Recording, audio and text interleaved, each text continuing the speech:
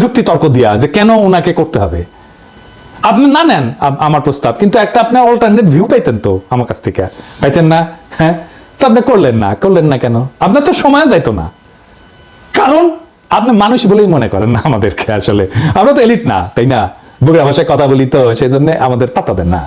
আপনার উপদেশটা তো আপনার ভালো পরামর্শ দিতে পারতেছে না, আমাদের সাথে তো আলোচনা করতে আপনার ভালো লাগবে না, আমরা তো এলিট না। তা আমরা তো সাহায্য করতে চাই, সাহায্য নেন না কেন? আমি সিরিয়াসলি জানতে চাই আপনি নেন না কেন? আপনার বক্তৃতার খুঁটিনাটি নিয়ে আমি আর একটা এপিসোড করব, কিন্তু আপনার দোহাই লাগে আপনার কাজের পদ্ধতি পাল্টান। এটা পলিটিক্স, এটা সামাজিক ব্যবসা বা গ্রামীণ ব্যাংক না স্যার।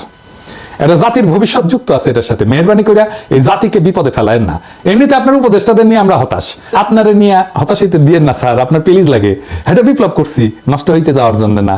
এই বিপ্লব আমরা টিকায় রাখবো এবং আপনারে এই বিপ্লব টিকায় রাখতে হবে। এই দায়িত্ব আপনাকে পালন করতেই হবে। আপনি দায়িত্ব নিয়েছেন, পালন করতে হবে এবং আপনি যেন সর্বোচ্চ ফলাফল নিয়ে আসতে পারেন, সেই জন্য আমাদের এই কনস্ট্যান্ট ওয়াচ রাখতে হবে এবং আপনাকে সমালোচনার মধ্যে রাখতে হবে। এটা আমরা রাখবো, এটা আমাদের দায়িত্ব, কারণ দেশ আমাদের সবার। ইনকিলাব জিন্দাবাদ। দেশবাসী, আপনারা যে যেখান থেকে ভিডিওটি শুরু থেকে শেষ পর্যন্ত দেখেছেন, আপনাদেরকে অসংখ্য ধন্যবাদ জানাই। দর্শক, আপনারা যে নিউজগুলো দেখেছেন দেখেই কিন্তু বুঝতে পেরেছেন কি বিষয় নিউজটি দেখেছেন। অবশ্যই কমেন্ট করতে ভুলবেন না। আর যারা এই ধরনের নিউজ ল্যাব দেখতে পছন্দ করেন, দেরি না করে এই চ্যানেলটি সাবস্ক্রাইব করে বেল আইকনটি অল করে দেবেন, তাহলে দেশের সকল আপডেট খবর, রাজনৈতিক খবর সবার আগে দেখতে পারবেন। দর্শক, তাহলে বেশি কথা বাড়াবো না, সবাই ভালো থাকবেন, সুস্থ থাকবেন। দেখা হবে পরবর্তী দেশের কোনো আপডেট খবর অথবা নিউজ নিয়ে। আসসালামু আলাইকুম।